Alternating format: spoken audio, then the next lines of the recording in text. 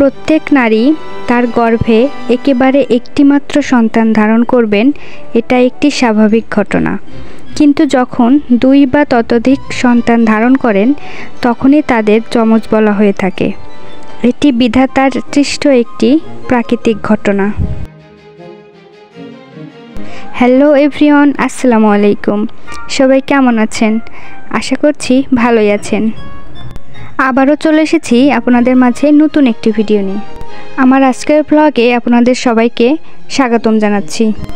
এই যে বাচ্চাগুলোকে দেখছেন, ওরা আমার চাচাতো ভাইয়ের ছেলে মেয়ে। একসাথে ওদের 4 জনের জন্ম হয়েছিল, 2টা ছেলে 2টা মেয়ে। দুর্ভাগ্যবশত একটা মেয়ে বাচ্চা পেটের মধ্যেই মারা গিয়েছিল। আল্লাহর রহমতে এই 3 বাচ্চা ভালো আছে, সুস্থ আছে। যমজ সন্তান যেন ঠিক সাধারণের মাঝে অসাধারণ। মহান আল্লাহর তরফ থেকে আসলেই বাবা মায়ের জন্য যমজ সন্তান সত্যিই একটা সুন্দর উপহার।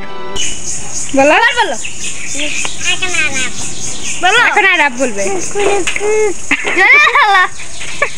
দুজন একসাথে।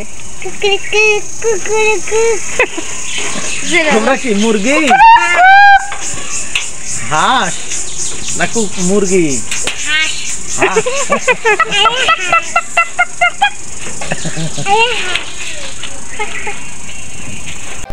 ওদের নবজাতক থেকে এতটুকু বড় করার পিছনে ওদের পরিবারের সবারই অনেক পরিশ্রম করতে হয়েছে। বিশেষ করে মায়ের কথা তো বলা বাহুল্য।